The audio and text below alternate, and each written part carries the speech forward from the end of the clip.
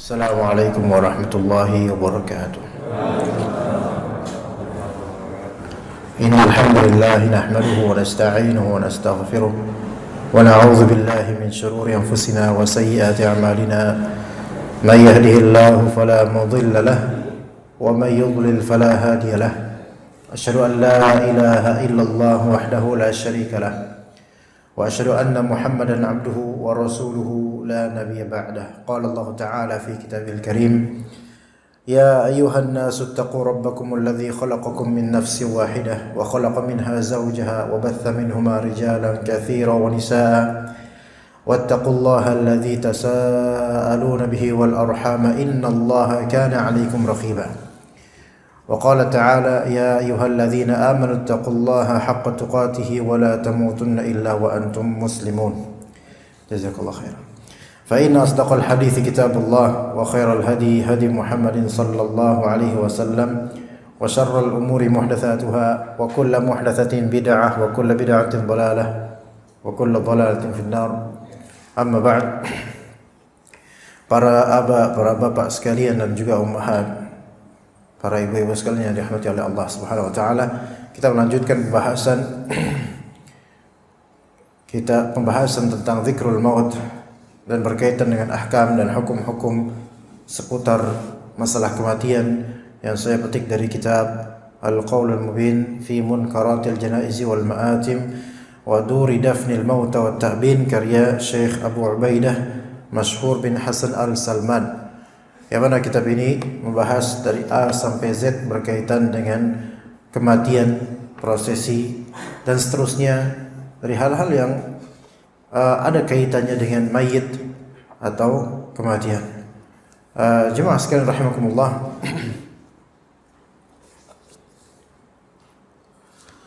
di sini ada pembahasan yang disebutkan oleh beliau di halaman 531 yang saya pilih untuk tema malam ini, yaitu at-titwafu 'ala al-quburi wala siyama fi Makkah al-Mukarramati wal Madinati wa ziyaratuha ziyaratan bid'iyatan wa ziyaratuha ziyaratan bid'iyah. Masalah tawaf di kubur, terutama di area Makkah Mukarramah atau di Madinah, dan menziarahinya jauh-jauh walaupun atas nama ziarah ke kuburan Nabi sebagai ziarah yang bid'iyah, ziarah yang bid'ah. Ya, jadi ada beberapa hal. Tapi terutamanya di sini tentang tawaf terhadap kuburan. Dan itu di antara fitnah yang melanda banyak di tempat di Indonesia, jemaah. Banyak di tempat di Indonesia. Yaitu tawafin kuburan keramat dan semisalnya, dan i'tikaf di kuburan tersebut, baik di bulan Ramadan maupun di luar Ramadan. Ya, masalah kuburan ini jemaah sekalian, banyak dari kaum muslimin yang syaitan berhasil untuk menggelincirkan dan membelokkan pemahaman ziaratul kubur dari praktik syar'i menuju pemahaman yang salah dan praktik yang bid'ah. Belakangan sekitar 3 pekan lalu, saya ke daerah Salatiga mengunjungi saudara adik ya. Kemudian karena masa remaja saya memang di daerah tersebut ya, karena saya lulusan Al-Irsyad Tengaran, maka saya ke daerah namanya Senjoyo. Ya, di daerah Senjoyo itu Senjoyo adalah kumpulan mata air dan pertemuan antar sungai-sungai desa. Sekarang sudah menjadi tempat wisata yang disahkan oleh pemerintah, dikelola namun stagnan pengelolaannya. Ala kulli hal, banyak pemandangan dan juga hal-hal yang baik di Sendang atau di Senjoyo tersebut, daerah tersebut. Namun ya, kebiasaan di Indonesia ini ketika ada tempat-tempat yang menyenangkan mata ya dari segi pemandangan dan suasana, syaitan berusaha untuk membuat adanya khurafat demi khurafat, penunggu-penunggunya lah. Walaupun mungkin disejarahkan bahwasanya di daerah tersebut ada dulu makam penyebaran Islam, makam orang yang menyebarkan Islam di tanah tersebut. Dan terjadilah ya, kalau udah seperti ini maka terjadilah sikap hulu berlebihan. Ketika saya berjalan jemaah menyusuri sungai, kemudian menuju area yang agak sepian. Dan sungainya itu model sungainya gimana ya? Seperti dibilang arung jeram bukan, tetapi di samping-sampingnya itu udah hutan gitu. Ya, di samping kanannya seperti semacam jurang, walaupun tidak bisa kita katakan jurang, tapi bebukitan gitu dan banyak pohon-pohon besar. Ketika saya berjalan tiba-tiba saya melihat di sungai tersebut di balik batu ada seseorang pakai songkok, dan itu sekitar jam 8 pagi. Sesuatu yang tidak lazim. Ngapain itu orang di daerah sepi tersebut dan menyeberang sungai kecil itu tapi deras pakai songkok dan baju koko. Nah, ya kemudian akhirnya saya pun duduk di suatu saung yang dibuat mungkin oleh pemilik atau pengelola rekreasi, tapi agak jauh dari keramaian. Saya duduk di situ dan kemudian tak lama kemudian datanglah beliau untuk duduk bareng di situ juga. Kita ngobrol. Jadi saya tidak tahu beliau ada apa, mungkin orang situ mungkin ya. Saya kiranya begitu tadinya. Maka kemudian kita ngobrol-ngobrol dan saya bertanya karena saya tidak tahu kalau misalnya di situ ada kuburan. Saya baru tahu di situ di daerah Senjo itu ada kuburan setelah saya explore di YouTube. Dulu ketika kita masih sekolah, nggak ngerti, nggak ada pikiran bahwasanya di daerah itu ada kuburan yang dikeramatkan. Maka kemudian saya bertanya, Pak, di sini ada kuburannya tak, Pak? Iya, ada kuburannya, Mas. Di mana ya, Pak ya? Lah itu di atas, yaitu di atas itu yaitu melewati naik ke bukit tersebut dan kuburan yang dikeramatkan. Loh, Bapak dari mana, Pak? Lah saya dari kuburan itu. Wah, Masya Allah. Pagi-pagi udah ziarah kubur, pakai pakaian Nusantara. Ya. Kira-kira gimana kalau misalnya seperti itu? Ngapain di kubur? Ziarah murni sebagai sesuai sunnah atau biasanya orang kita, Pak? Kita bukan masalah husnudzon suudzon, karena biasanya kita gimana? Mesti ada sesuatu yang dicari. Ya, ada sesuatu yang dicari. Baik sebatas kebid'ahan maupun sampai ke dalam syirik. Kita nggak tahu. Saya nggak mau melanjutkan perbincangan terhadap beliau untuk masalah kuburan itu, karena khawatir kalau saya lanjutin, saya akan mengingkari apa yang dilakukan. Takutnya gitu, sehingga yang tadinya baik-baik aja kita ngobrol jadi berantem, takutnya gitu. Dan ternyata beliau ini bukan orang situ, pergi jauh dari daerah jauh yang saya tidak tahu tuh nama tempatnya apa. Tapi beliau orang jauh dan ke situ cuman untuk menziarahi kuburan tersebut sendirian. Itu jam 8. Enggak tahu apakah beliau dari kemarin hari atau dari tadi pagi subuh atau gimana ke daerah tersebut. Karena itu bukan hari libur. Wallahu a'lam. Ya. Tetapi di sini ada pelajaran masalah apa? Masalah syaddur rihal. Yaitu bepergian jauh atau safar demi ziarah kubur. Di sini yang menjadi di antara titik poin, di antara poin pembahasan kita yang akan disinggung oleh beliau di bab ini atau masalah ini. Maka di sini jemaah sekalian,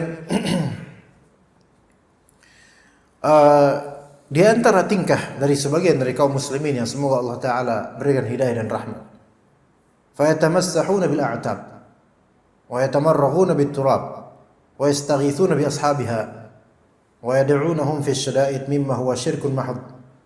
Di antara mereka ada yang mengusap-ngusap kuburan, ataupun mereka ada yang mengambil tanah kuburan, atau di antara mereka istighatsah, yaitu meminta pertolongan dan keselamatan dari mara bahaya, musibah, kesulitan kepada ashabul kubur, yaitu mayit-mayit di kubur. Dan juga ada di antara mereka yang meminta kepada ashabul kubur ini fi syada'id, di waktu-waktu sulit, mimma huwa syirkun mahd, yang mana semua ini termasuk kesyirikan murni. Ya, kesyirikan murni. Dan juga sebagian dukun kadang-kadang mereka pakai apa? Pakai turab al-maqbarah, yaitu tanah kuburan, karena mereka meyakini sesuatu di balik tanah kuburan tersebut.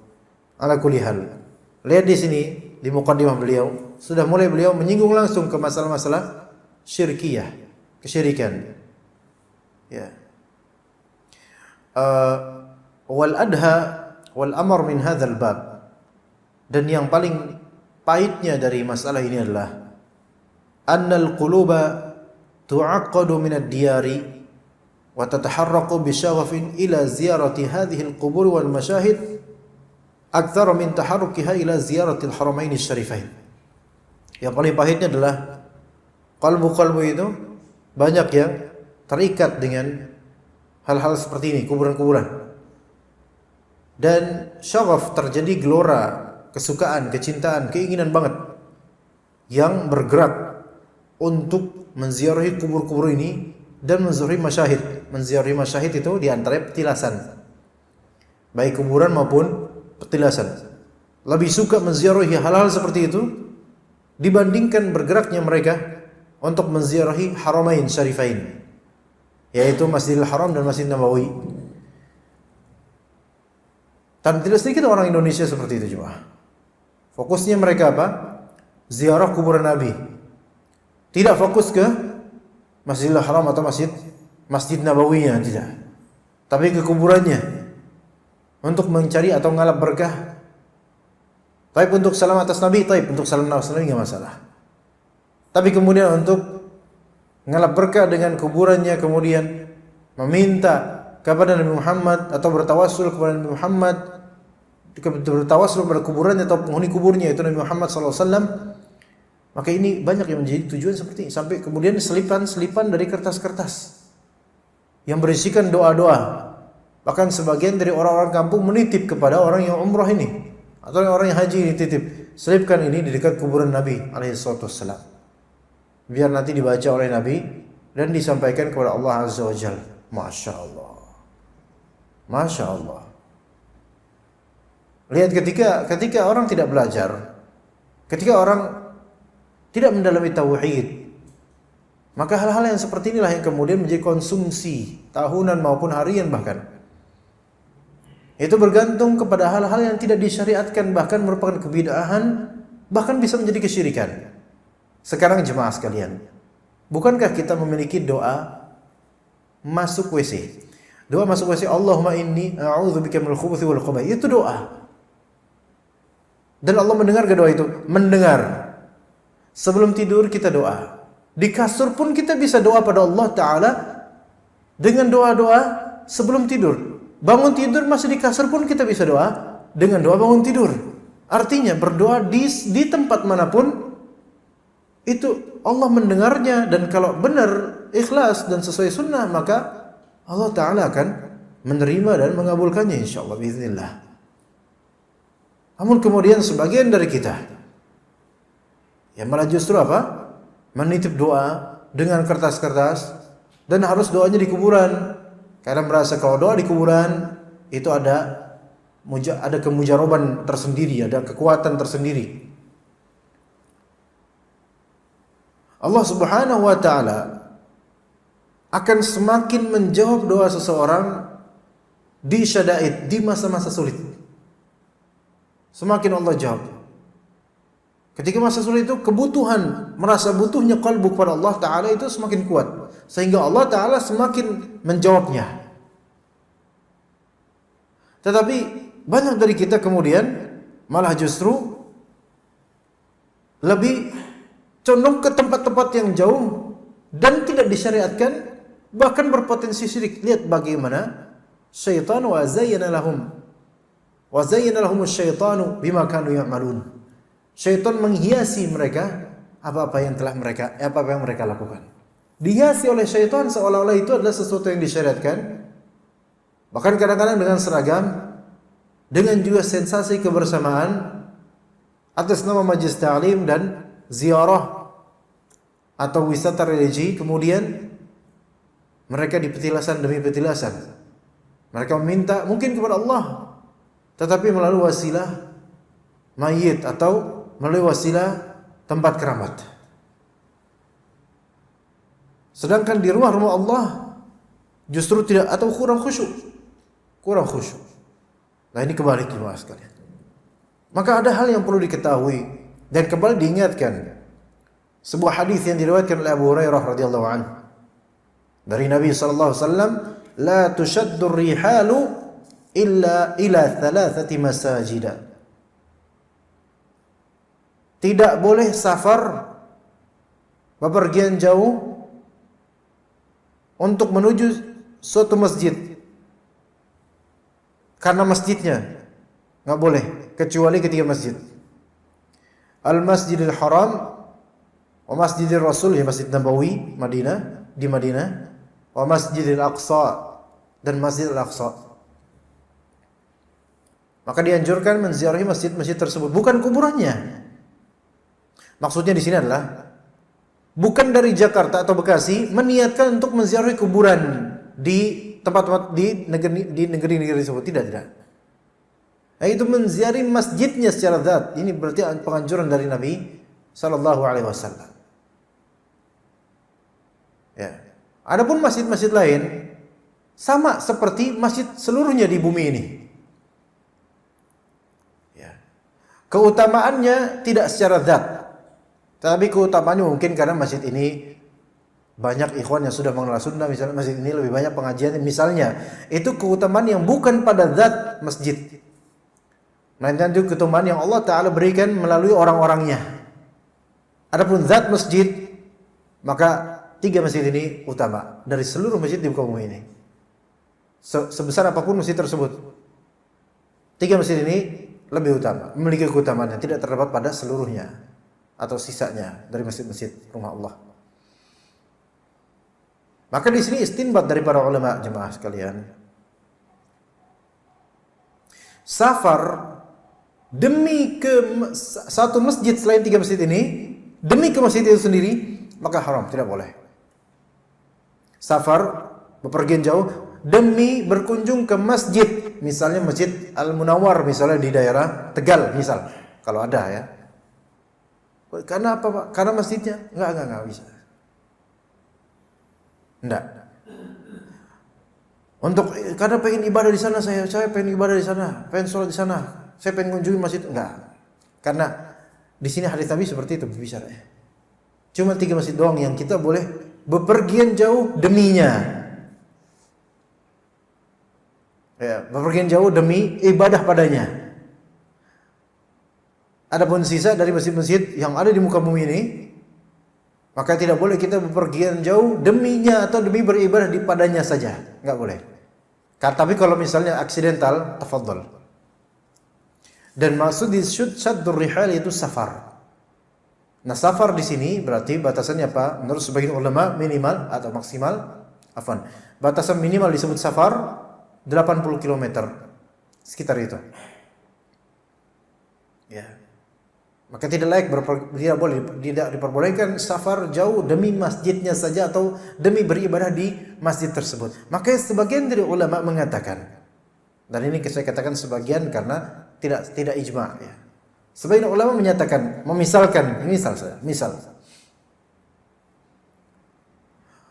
seseorang mau i'tikaf di bulan Ramadan. Ya. Hanya misal. Ke Masjid Baitur Rahim Cikunir. Dan dia orang ini dari mana? Dari Bandung. Dan dia safar, membela-bela safar hanya demi i'tikaf di Masjid Baitur Rahim. Ketika ditanya, emang ngapain ke Baitur Rahim? Mau i'tikaf? Antum ke sini safar tujuannya Pak? Enggak, saya tujuannya cuma Baitur Rahim aja, khalas. Maka ini termasuk yang dilarang dalam hadis ini. Ya bukan karena Baitur Rahim ini enggak bagus, bukan, tapi sama seperti masjid lainnya. Tapi kalau misalnya orang yang dalam Bekasi pengen ke sini, tafadhol untuk ibadah, untuk salat karena mungkin nyaman, enak, enggak masalah. Yang penting bukan sebuah safar. Seperti itu hukumnya jemaah sekalian. Yang kadang-kadang kita itu untuk i'tikaf, kita pilih masjidnya kejauhan. Di Semarang lah, padahal di Bekasi. Dan itu memang masjid yang dimaksud, bukan karena kita itu pulang kampung kemudian sekalian ke masjidnya gitu. Itu nggak masalah. Nggak, tapi karena apa? Emang ke masjidnya itu aja. Mau kemana tuh? Mau ke Masjid Agung, mau ngapain? Ziarah sebentar. Masjid Agung ini maksud mana? Masjid Agung Madinah atau Masjid Agung Makkah? Atau Masjid Agung Palestina? Enggak, Masjid Agung Solo. Ya, Masjid Agung Keraton misalnya. Enggak. Dilarang sini. Loh, saya mau ke masjid ke rumah Allah, masa boleh? Ke rumah Allah. Kan antum kenapa ke masjid tersebut? Jauh-jauh safar itu. Ya karena dia itu masjidnya ada perbedaan dari mesti gitu alasannya, makanya tidak boleh. Kecuali kalau cuma sebatas masalah ilmu atau masalah dunia, maka itu enggak masalah dunia seperti apa? Bukan karena menziarah masjidnya. Mungkin karena pengen membangun masjidnya atau karena pengen menginfakkan gitu, melihat langsung lokasinya, atau mungkin menuntut ilmu pada di masjid tersebut untuk sementara.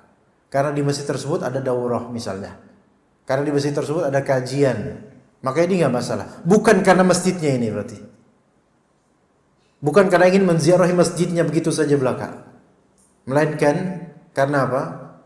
Karena di sini ada majelis ilmunya dan majelis ilmu yang dicari yang tidak terdapat pada selainnya. Maka ini nggak masalah. Tetapi kalau misalnya dia memang betul cuman pengen ibadah saja di masjid itu, maka semua masjid harus disamakan. Iya, semua masjid harus disamakan. Makanya sebagian ulama tadi bilang untuk i'tikaf, sholat tarawih dan seterusnya nggak bisa. Jangan safar demi masjid itu saja, jangan. Dah antum di masjid yang antum bisa aja.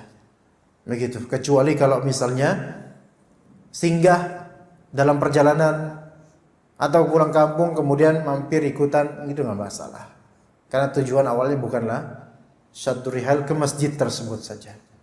Ini yang perlu dipahami. Maka dikatakan oleh Al-Allamah Al-Mubarakfuri rahimahullah dalam kitab beliau Ahkamul Janaiz, fathabata min umumi hadzal hadis, maka dari keumuman hadis ini annahu la yajuzu safaru li ziyarati quburis salihin.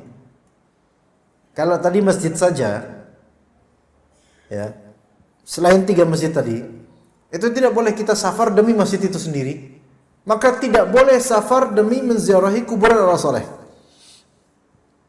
Ya, ini mungkin tidak akan didengar oleh teman-teman Nusantara, nggak bakal didengar. Iya, nggak bakal didengar ya, kawan. Iya, baik yang ketuanya udah ganti atau yang belum ganti, nggak bakal didengar. Dikatakan kata Al-Mubarakfuri, la yajuzu safar li ziyarati quburis salihin. Enggak boleh safar menuju karena ini ziarah kuburan orang saleh. Safar, Pak, jemaah. Ingat ya, safar berarti bepergian jauh. Bukan bepergian biasa kayak dari Pekayon kemari atau kemari ke Pekayon. Ini enggak safar. Atau dari sini ke Cengkareng, itu bukan safar itu. Maka kalau mau ziarah kuburan orang tua, misalnya orang tua di Kemayoran misalnya, enggak masalah. Dari sini enggak masalah. Tapi kalau sampai had atau batasan safar melebihinya, maka ke kuburan tersebut tidak diperbolehkan. Wa qad qala Syekh Kharm Ali athna 'addihi li fawaid hadhihi al-hadits. Dikatakan oleh salah satu syekh di sini, inna aktsarul ulama'il mutawarri'ina la yujizuna shadd ar-rihal li ziyarati quburis salihin wal awliya in kanat ala 3 marahil aw aktsar. Jadi kebanyakan ulama yang mereka itu mutawarri'in. Mutawarri'in artinya adalah berhati-hati dalam beragama. Mereka tidak membolehkan untuk syaddur rihal, yaitu safar untuk ziarah kuburan orang saleh para wali. Kemudian ada faedah berikutnya, ditambahkan berikutnya, yahrumu fi ziyaratil quburi. Nah, kalaupun kita ziarah kubur yang boleh misalnya, bukan karena habis safar, ziarah kubur yang boleh. Ini kenapa? Tes. Baterai habis tuh, Pak. Hah? Ini pakai baterai atau pakai listrik nih, Pak? Masya Allah. Masya Allah. Ya, bismillah. Oke. Kalaupun kita ziarah kubur yang diperbolehkan, yaitu ziarah kubur yang bukan berupa safar menuju kuburan secara zat gitu, atau ziarah kubur yang memang di kesempatan aja. Contoh ya Pak, kita pulang kampung, ya kan kita ziarah ke saudara yang di kampung gitu misalnya. Sekalian ziarah kubur ke nenek. Nah ini boleh, nggak masalah. Asal dari awal dari tempat mukim kita itu tidak meniatkan ke sana demi ziarah kubur. Ya, itu nggak masalah ya tadi. Oke, kita ziarah kubur yang diperbolehkan, yang disyariatkan, alhamdulillah. Tapi kemudian ada hal yang tetap diharamkan. Itu apa? Ya harumu fi ziyaratul quburi as-sajdatu laha.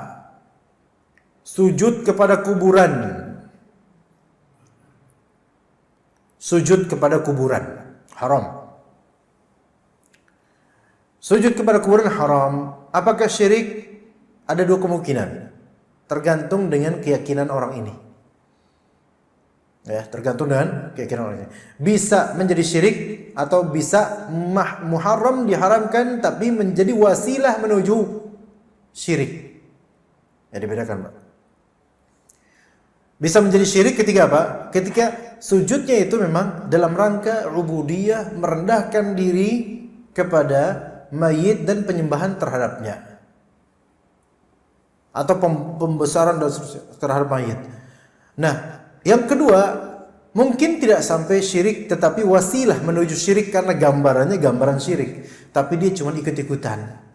Atau dia hanya sebatas menghormati tapi tidak sampai mengagungkan mayit, menghormati aja. Apalagi ketika etika orang-orang sekitar itu menganggap sujud kuburan kepada tokoh itu suatu penghormatan, maka ini walaupun mungkin tidak sampai syirik tapi dia tetap wasilah dan pengantar menuju kesyirikan. Tetap berbahaya. Minimal haram sujud ke kuburan, baik kuburannya sudah di marmer atau masih tanah. Kemudian wa taqbiluha, diharamkan mencium kuburan. Mendingan mencium guling hidup, Pak. Ya istri, ya daripada kuburan. Dicium kan apa nisannya, debunya, tanahnya, apanya lagi tuh, ubinnya, lantainya, namanya yang tertera di situ, bunga-bunganya diciumin. Kenapa enggak sekalian pohon Kamboja yang itu dipeluk kemudian nangkring aja di atas sekalian cium-ciumin? Jadi nggak ada asarnya, nggak ada sunnahnya, nggak ada tuntunannya seperti ini. Kemudian wa mu'anaqatuha, memeluk kuburan, entah memeluk nisannya, memeluk tanahnya. Apa yang diinginkan yang seperti ini? Imma laki-laki atau perempuan mungkin yang melakukan. Laki-laki kalau melakukan ini berarti ngapain antum melakukan ini, akhi? Anda kangen sama beliau? Ya kangen, antum cukup doakan. Karena hal seperti ini gak ada faedah, bahkan menghinakan seseorang. Tapi kalau perempuan apa? Perempuan melukikan kangen, ya Allah.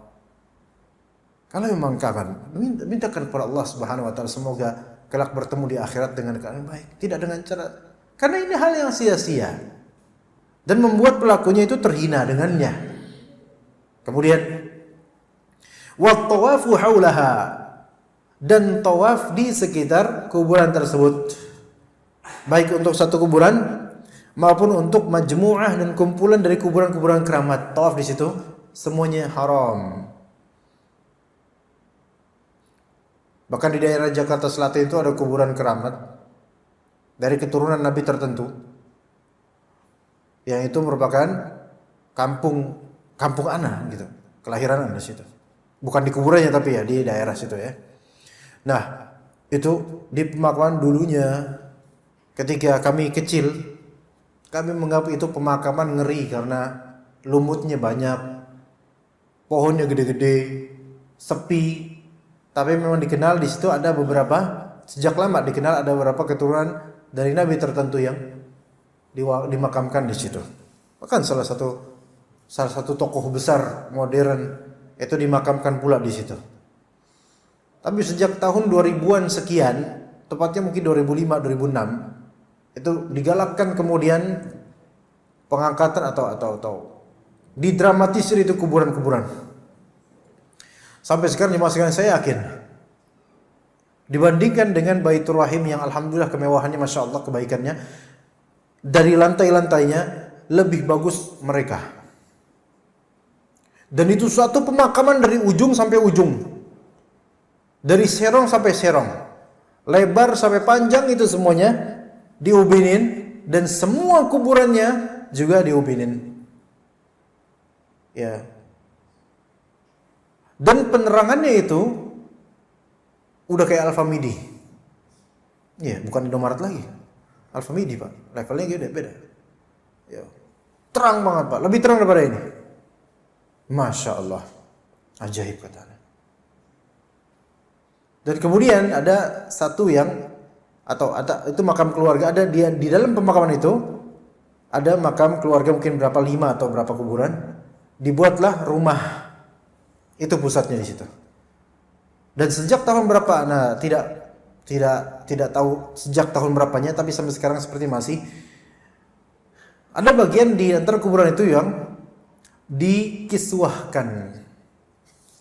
Dikiswahkan berarti ada Ka'bahnya itu. Jadi nggak usah jauh-jauh, Pak.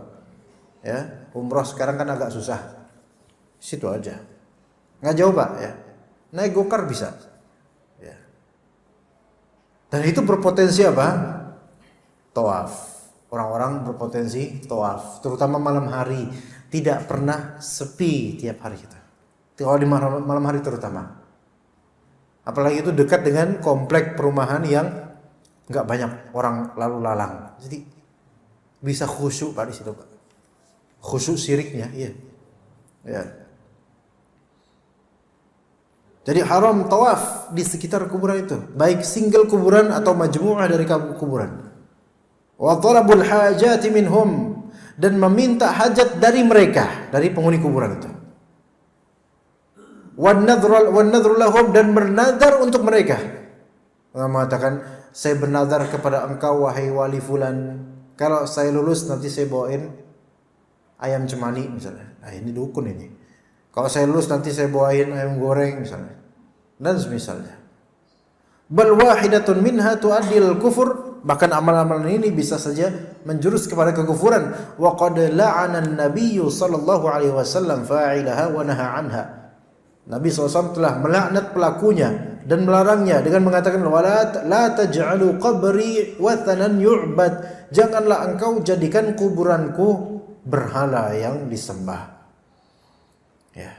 Berkata Syekhul Islam Ibnu Taimiyah rahimahullah, wa amma at-tawafu bil anbiya'i was salihin fa haramun bi ijma'il muslimin. Adapun tawaf di kuburan para nabi dan orang-orang saleh, maka haram sesuai dengan ijma' kaum muslim. Berarti ini hal yang ijma'.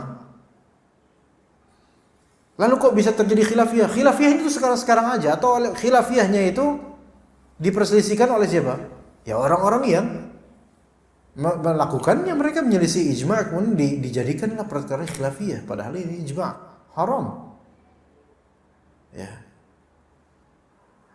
Kata beliau juga dalam kitab lain, Majmu'ur Rasail wal Masail, fa inna at-tawafa bil baitil atiqi mimma amara Allah bihi wa rasuluh. Tawaf di Bait Atiq, yaitu di Ka'bah, itu diperintahkan oleh Allah dan Rasulnya. Wa amma at-tawafu bil anbiya was salihin fa haramun bi ijma'il muslimin. Adapun tawaf di kuburan para nabi dan saleh, orang saleh, maka itu haram dengan kesepakatan kaum muslimin. Walihada, dalam kitab lain Majmu' Fatawa beliau mengatakan, walihada ittafaqu ala tadlili man yatufu bi ghairi dzalika mithla man yatufu bis sakhrah aw bi hijratin nabi aw bil masajid al mabniyah bi Arafah aw Mina aw ghairi dzalik. Oleh karena itu para ulama mereka bersepakat untuk menganggap sesat orang yang tawaf di selain Ka'bah. Menganggap sesat orang yang tawaf di selain Ka'bah. Misalnya tawaf di sini, tawafnya di suatu bongkahan batu yang dikeramatkan misalnya. Atau mungkin mentawafi kamarnya Nabi misalnya. Atau tawaf di masjid-masjid yang dibangun di tanah Arafah misalnya. Atau di tanah Mina misalnya. Au biqabri ba'dil masyayikh, atau tawaf di kuburan sebagian para syekh. Ini berarti beliau udah terjadi di zaman beliau jemaah. Berarti udah berlalu 700 tahunan lebih, hal-hal seperti ini tuh sudah ada. Dan hal-hal seperti ini yang melakukan tuh rata-rata, bukan rata seluruhnya, yaitu yang melakukan adalah ahlul bid'ah. Orang yang biasa berbuat kebid'ahan, yang gampang percaya khurafat, gampang percaya ini bisa terbang, itu bisa sholat di atas pohon pisang, yang gampang percaya hal-hal yang sebenarnya di luar logika. Juga termasuk yang mudah percaya ketika ustadznya bilang, jemaah, di depan saya melihat baginda Nabi SAW. Tenanglah jemaah, Nabi SAW datang. Masya Allah. Ustadznya doang yang lihat, wali santri. Ya ustadz yang lihat. Ustadznya ini ngelihat Nabi SAW datang ke majlis taklimnya, Masya Allah ini, Masya Allah. Padahal kajian tematik gitu. Datang Nabi SAW. Berselawatlah jemaah. Aku benar-benar demi Allah, aku melihat baginda Nabi SAW datang. Allah masuk, wah selawat, Masya Allah, khusyuk. Ini termasuk da'i yang su'ul adab, buruk adabnya kepada Rasulullah. Pertama, man kadzaba alayya muta'ammidan falyatabawa maq'adahu minan nar. Siapa yang berdusta atas namaku, maka tempatnya neraka. Saya enggak mengatakan Ustaz fulan di neraka, enggak. Tapi ancamannya begitu dari Nabi SAW. Karena berdusta, bohong, melihat Nabi, yang lihat beliau doang gitu masalahnya. Para jemaah kajian DKM nggak ngelihat ustadznya doang, karena yang wali cuma ustadznya di sini, makomnya. Jemaah, tenang. Nabi SAW datang, beliau di ambang pintu misalnya. Ini kan orang-orang seperti ini berkali-kali nih ada kayak gini. Jadi Nabi SAW datang ke Indonesia, ke Bekasi. Untuk apa? Hadir kajian tematik Kiai Fulan atau Buya Fulan. Ya. Su'ul Qadi pertama buruk adabnya karena berdusta atas Nabi. Oke, misalnya benar lah, anggap aja benar lah. Biarkan ini candaan buat mereka. Anggap benar Nabi SAW datang. Ya. Maka tetap buruk adabnya. Kenapa? Nabi datang kok situ masih di mimbar. Biar Nabi dong yang ngisi kajian, malah antum duduk. Nabi datang, suruh Nabi ya, minta Nabi yang isi kajian, taruh ininya, apa namanya, mikrofonnya, kasih ke Nabi. Ya baginda Rasulullah SAW, silahkan ya Rasulullah, isi kajian ini. Ya, kalau emang benar ya, buktinya enggak? Ini yang kata orang sekarang apa? HALU. Ya. Apa tuh Pak? HALU. Halu. Ini halu. Kalau misalnya da'inya itu halunya sampai sebegitunya, maka guru kencing berdiri, murid kencing di atas kereta Pak. Iya, lebih parah lagi. Dan mau aja ditipu. Kekhusyuan, ditipu mau aja ini, Masya Allah. Khurafat yang seperti ini. Nabi SAW, berarti kalau misalnya dia atau mereka melihat Nabi SAW di kehidupan nyata ini, berarti Nabi itu alaihissalam kembali ke alam dunia. Ya, kembali ke alam dunia. Manusia kalau memang kembali ke alam dunia, maka konkret gak kembalinya? Harus konkret, bentuk tubuh kelihatan gitu kan ya? Alam dunia ini cuman diisi material konkret, atau kalau yang gaib pun imma malaikat, imma jin. Berarti yang di pintu itu siapa? Manusia atau jin? Jin itu kalau memang dia ngelihat. Ya. Oh berarti ustadznya bisa ngelihat jin. Nah berarti ustadznya ada jinnya juga ini kok bisa ngelihat jin. Kalau memang misal Nabi Muhammad SAW kembali ke dunia, misal saja, maka seperti kita manusia. Sekarang Nabi Isa AS sudah wafat atau belum Pak? Belum. Nanti akan dikembalikan oleh Allah ke bumi? Iya. Gaib gak? Kelihatan gak semua orang-orang?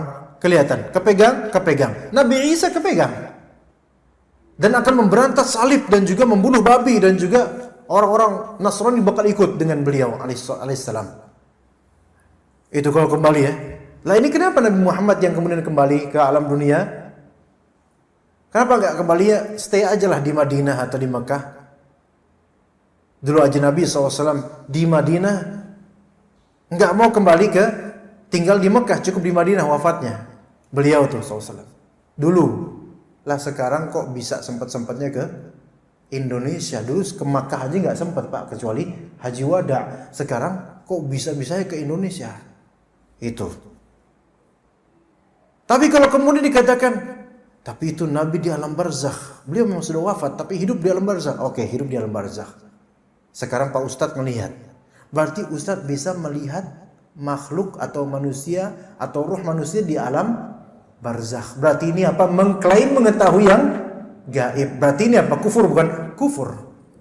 Pokoknya skakmat Pak. Kemana-mana tuh skakster semua itu. Nggak ada benar-benarnya orang-orang seperti ini jemaah. Ya, lihat. Argumennya apa? Mudah sekali dibantahkan.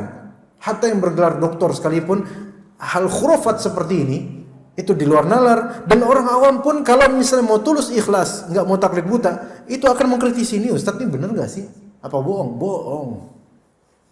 Bohong jemaah sekalian. Dikibulin, banyak orang dikibulin. Kemudian dikatakan warruku'u wal inhina ilaiha. Dilarang pula ruku', ngeblungkuk ke kuburan. Ruku' gitu. Ruku' dalam rangka penghormatan, bukan pose ruku' karena pengen duduk atau pengen jongkok, bukan, tapi ruku' karena penghormatan kepada kuburan ini. Enggak boleh. Kemudian juga wa taghtiyatuha bil ardiyah. Menutup kuburan dengan rida apa Pak? Kain rida. Rida itu penutup. Baik yang seperti kiswa atau kain apapun. Dan kita lihat sebagian dari kuburan-kuburan ahli khurafat dan sebagian musyrikin itu mereka ada kuburan dipagerin, kemudian ditutup pakai rida, kelambi kadang-kadang tuh. Takut nyamuk mungkin ya Pak ya. Dan semisalnya. Ini dari mana? Contohnya seperti dari mana gitu loh. Ya. Kemudian wa talabil hajah minal makburin, dan juga mencari hajat dari orang-orang yang telah dikubur. Naudzubillah min dzalik, ya seperti ini. Jadi di sini juga Syekhul Islam Ibnu Taimiyah rahimahullah mengatakan, yang Anda langsung terjemahkan saja. Bahkan orang-orang yang menganggap hal tersebut seperti tawaf di kuburan dan semisal tadi yang kita sebutkan, siapa yang menganggap hal tersebut adalah bagian dari agama dan bentuk pendekatan diri kepada Allah, yang mana itu bukan termasuk agama kita, dan bahwasanya hal tersebut sudah apa? Dikenal secara darurah, yaitu dikenal bahwa semua orang mengenal bahwa itu syirik. Maka siapa yang tetap melakukan itu dan tetap menganggap atau menyerukan bahwasanya hal tersebut termasuk bagian agama, maka kutilah. Orang seperti ini pantas dibunuh. Tapi cuma sekarang ini bagi yang ketika masyarakat tersebut memahami bahwasanya hal itu ada syirik. Adapun ke masyarakat kita enggak langsung kita melakukan seperti ini. Kenapa? Karena justru banyak dari masyarakat kita menganggap bahwasanya kuburan keramat itu memang pantas diperlakukan seperti ini. Maka masyarakat kita ini masih banyak yang harus diberi uzur bil jahl, uzur kejahilan. Iya, uzur kejahilan. Berkata kemudian qala Abu Ubaidah, yaitu Syekh masyhur ini, penulis kitab ini, berkata, memberikan ta'liq, aktsaru ma nara madhahira hadhihi al-mukhalafati indal a'ajim. Mayoritas yang kita lihat kesaksian-kesaksian ini atau hal-hal yang bisa disaksikan ini dari penyimpangan-penyimpangan itu biasanya berlaku pada a'ajim. A'ajim jamak dari ajam atau ajam. A'jami, yaitu non-Arab. Orang-orang non-Arab. Minal Atrak, dari orang-orang Turki. Wal Pakistaniyin, dan orang-orang Pakistan. Ya. Sedikit Pakistan dan sedikit sana. Wal Indonesiyin, dan orang-orang Indonesia, kata beliau. Kita masuk nih. Jadi salah satu negara kita masuk ke sini. di blacklist sama beliau. Tapi beliau ini bukan bermaksud menjelekan kita. Beliau ustaz-ustaz kita banyak belajar sama Syekh Masyhur. Syekh Masyhur ini muridnya Syekh Al-Albani rahimahullah, ulama Yordania. Teman dekatnya Syekh Ali Al-Halabi. Syekh Masyhur ini masih hidup beliau, hafizahullah. Kajian-kajiannya banyak di YouTube. Dan beliau ini termasuk ulama hadis yang luar biasa di zaman ini. Kitab-kitabnya banyak. Ya, karena teman beliau yaitu Syekh, sahabat beliau rahimahullah yaitu Syekh Ali Al-Halabi kan sering ke Indonesia. Otomatis Syekh Ali Al-Halabi kan tahu lah kondisi kita gimana ya. Dan sering menceritakan mungkin ke beliau bagaimana orang-orang Indonesia ini yang unik ya. Unik tapi ya gitu deh ya. Maka masuk di sini Turki, Pakistan, Indonesia disebut. Jangan tersinggung, Pak, karena memang kenyataannya begitu ya. Maka ada di sini dikatakan oleh beliau, faqimatu kulli hajin minhum tuqaddaru bi kathratil quburi allati zaraha. Qimah, value. Apa qimah itu? Value itu apa? Nilai tinggi derajat atau kehormatan setiap haji, Pak Haji maksudnya. Pak Haji nilainya itu sesuai dengan kadar seberapa banyak kuburan yang telah dia ziarahi. Makin sering ziarah, makin kenal banyak kuburan-kuburan keramat, makin dianggap keramat, makin dianggap berilmu. Gitu. Ya udah kalau gitu kita azan dulu ya. Fadhil. Baik, kita lanjutkan. Tadi dikatakan di sini qimahnya setiap Pak Haji ya, mereka ditinjau dari apa? Seberapa banyak kuburan yang telah dia pernah ziarahi. Ini benar nggak Pak? Ada yang kayak gitu nggak Pak? Hah? Seberapa sering dia ziarah kuburan keramat, itu semakin dianggap dia itu memiliki kewalian atau makom lah, minimal pengetahuan yang tinggi terhadap agama, karena dia udah banyak ziarah kubur, apalagi udah mengakui saya pernah ziarah kuburan Rasul dan seterusnya. Atau qimahnya Pak Haji, nilainya Pak Haji itu ditinjau dari segi apa? Wal amwalil lati dafa'aha li sadanatihal mukhtalisin. Ditinjau dari segi amwal, harta-harta yang telah beliau sodorkan ke sadanatil kubur. Sadanah itu juru kunci, kuncen kuburan keramat. Semakin banyak harta yang beliau sodorkan ke kuncen-kuncen itu, maka semakin terhormat dan namanya harum.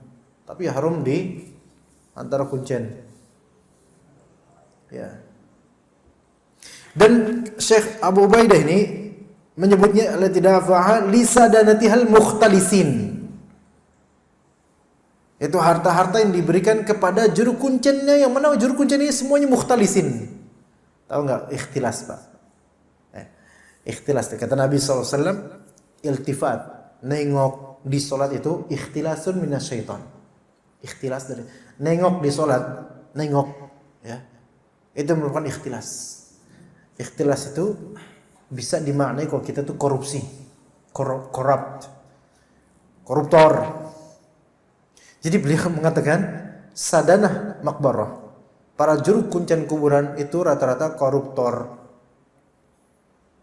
Kok di mana korupsinya? Ya tromol atau kotak infak yang ada di kuburan siapa yang makan kemudian? Mereka. Dan orang-orang bahkan banyak yang baru bisa masuk kuburan harus melalui mereka, ada bayarnya juga. Ada juga diceritakan gitu secara hakiki oleh salah satu rekan panitia di Masjid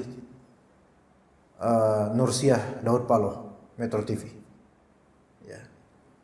Di situ ketika ada kajian rutin sebelum pandemi, sekarang belum mulai lagi. Dan kemarin khutbah Jumat belakangan lalu, ini panitia ini kemudian cerita, Pak. Kami waktu itu dulu meliput pakai inian Metro kan, pakai apa namanya, seragam itu.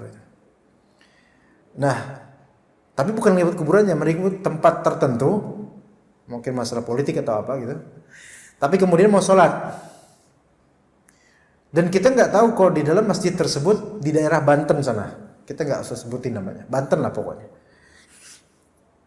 Masjid, mereka ini teman-teman rekan-rekan ini tidak tahu kalau di masjid tersebut ada kuburannya.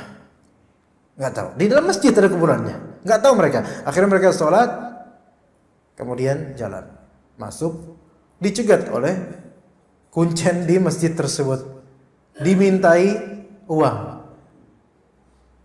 Pas mintanya itu, ya semuanya berkah ini. Aduh, kalimatnya indah banget ya, muzakhrafah. Berkah insyaallah ya, nanti bakal ini demi kuburan keramat yang dan seterusnya. Mulai, wah gimana Pak, kok saya mau masuk masjid aja masa saya harus bayar Pak? Oh ini supaya apa namanya, berkah hartanya dan seterusnya, minta gitu kan? Enggak, saya nggak mau Pak. Mulai bapaknya kemudian mulai keluar Bantennya Pak. Nah, Banten ngomong biasa aja udah kayak gitu, apalagi kalau udah ngomong kasar tuh.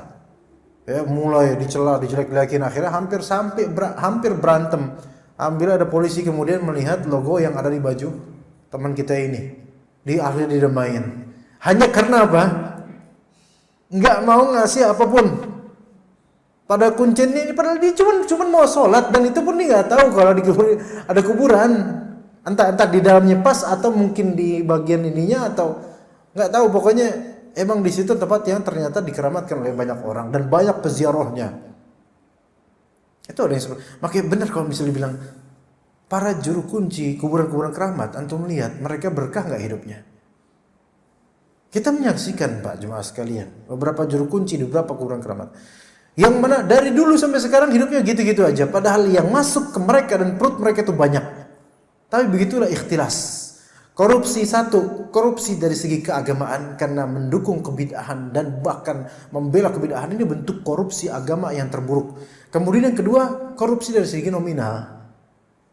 Korupsi dari segi nominal. Ditilap ini, tilap itu dan seterusnya. Itu bukan hak mereka. Ya na'udzubillah min dzalik. Maka ditambahkan kemudian mereka kemudian menjual apa? Menjual janji-janji, yaitu sadanah ini para juru kunci ini menjual janji-janji kepada peziarah. Ini kalau di sini pernah dulu diceritakan bahwasanya wali ini fulan begini-begini, dia punya kesaktian begini itu. Atau janji-janji berikutnya, dulu pernah dia datang ke sini kemudian hajatnya tertunaikan gara-gara doa di sini. Emang doa di sini berkah lah insyaallah gitu. Tapi bayar dulu gitu. Nah, janji-janji seperti itu, keselamatan untuk akhirat, mudah-mudahan berkah dan seterusnya, supaya orang-orang yang mengunjungi itu semakin termotivasi untuk memberikan sesuatu padanya. Ya. Sebelum mendapatkan syafaat di akhirat, dimudahkan untuk masuk surga dan seterusnya. Padahal kita semua tahu Nabi Muhammad SAW dikatakan di sini, karena la yamliku hatta nafsihi naf'ula dharra. Tidak mampu melakukan apapun setelah wafatnya, baik bermanfaat atau bermadaratnya. Bahkan ketika hidupnya, Nabi SAW berkata kepada putrinya yang tercinta, ya Fatimah, wahai Fatimah, anqidhi nafsaki minan nar. Selamatkan dirimu sendiri dari api neraka. Fa inni la amliku laka minallahi syai'a. Saya tidak mampu berbuat apapun daripada Allah Subhanahu wa taala. Jadi semua urusan masing-masing nanti di akhirat. Nabi SAW tidak bisa membantu. Pun kalau misalnya memberi syafaat, bergantung pada Allah Ta'ala. Maka kata Syekh Masyhur kemudian, wal ajab, di antara keajaiban dari kaum muslimin, kemudian beliau sebut negara lagi nih, wal atraq minhum, orang-orang Turki di antara mereka. Alhamdulillah sampai Turki aja nih beliau. Indonesia ini nggak masuk di sini ya. Tapi nggak tahu ada nggak di Indonesia di sini. Lau talabtahum bidaf'i tabarru'in liqadiyatin islamiyatin la syakau ad-dhiq wal faqr. Ketika engkau meminta kepada mereka open donation untuk tabarru', donasi untuk permasalahan Islam, banyak dari mereka kemudian bersyakau, yaitu apa? Mengeluhkan kesempitan hidup dan kefakiran. bainama hum yajuduna bil amwali at-ta'ilati li bina'i udrihatin liman yusammunahum awliya. Tetapi sebaliknya, mereka tiba-tiba menjadi dermawan dengan harta yang dipanjangkan, dibentangkan oleh mereka untuk membangun kuburan-kuburan yang mereka sebut kuburan aulia, para wali. Untuk kuburan para wali mereka siap untuk mendanai ini itu. Tapi untuk masalah keislaman, ta'lim yang murni, ta'lim betul-betul, mereka orang paling bakhil karena merasa saya fakir akhi, saya enggak punya apa-apa, Masya Allah. Wala ya'lamu man huwa al-wali illallah wahdah. Dan tidak ada yang mengenal betul-betul siapa sebenarnya wali itu kecuali Allah yang betul-betul bisa menilai. Ya, kalau kita antar kita ini gimana kita bisa menilai ustadz wali? Bukan, ustadz bukan wali. Belum tentu wali. Ya. Maka jemaah sekalian rahimakumullah, dikatakan juga oleh seorang ulama dalam kitabnya, Ahya'una la yurzaquna bidirham. Orang-orang yang masih hidup di antara kami tidak mendapatkan rezeki 1 dirham pun. Wa bi alfin turzaqul amwat. Tapi 1000-nya 1000 berarti berjuta-juta orang-orang mati dapat rezeki. Dan antum bisa saksikan jemaah sekalian, kuburan-kuburan keramat terutama di daerah Iran terutama, atau orang-orang Syiah atau orang-orang yang mutasawwif, ahli sufi yang berlebihan, itu mereka menghiasi kuburan-kuburan keramat dan kuburan wali dengan perhiasan yang luar biasa. Kemudian mereka membuat event-event yang besar, membutuhkan sewaan sound system, panggung ini itu yang besar, menghabiskan dana yang luar biasa jemaah sekalian, dan mengatasnamakan mayit fulan, wali fulan dan seterusnya. Tapi untuk fuqara dan masakin, tutup mata, tutup telinga. Dan pertanyaan kita, yang kemudian menjadi kaya siapa? Bapak bisa jawab sendiri, yang kaya siapa kemudian? Ya, terutama ustadznya. Kasihan jemaah-jemaah yang mereka anak-anak muda cuma ikut-ikutan. Yang ketika mereka ditanya, untuk apa kalian melakukan ini? Mereka nggak tahu. Dan sebagian mereka menginfakkan secara buta. Karena sudah diajarkan dari awal untuk membeo dan membebek. Untuk membeo dari segi kalimat, membebek dari segi perbuatan. Iya. Kiai bilang apa? Harus membeo. Ustadznya melakukan apa? Harus membebek. Kalau enggak seragam, enggak sesuai dengan perkataan ustadznya atau kiainya atau habibnya, maka pemalis ya. Kayak gitu. Kualat. Enggak ikut tirah Nabi katanya. Padahal Sahih Bukhari, Sahih Muslim, Sunan Tirmidzi, Sunan Nasai itu perlu dipelajari. Itulah warisannya Nabi Muhammad sallallahu alaihi wasallam. Karena para anbiya warathul ilm, mereka mewariskan ilmu. Dan kita bisa pelajari ilmu-ilmu sunnah Nabi SAW. Yang kualat itu adalah justru yang berbuat bid'ah dan menyelisihi sunnah Nabi SAW. Kita cukupkan sampai sini. Jazakumullah khair jazak. Mohon maaf jika ada kalimat yang mungkin salah. Maka kesalahan itu mestilah dari saya dan juga dari syaitan. Dan kelebihan itu semua keutamaan dari Allah Rabbil Alamin Azza wa Jal. Wa sallallahu ala nabiyina Muhammad wa ala alihi wa sahbihi ajma'in. Subhanakallahumma wa bihamdika asyhadu an la ilaha illa anta astaghfiruka wa atubu ilaik. Wassalamu alaikum warahmatullahi wabarakatuh.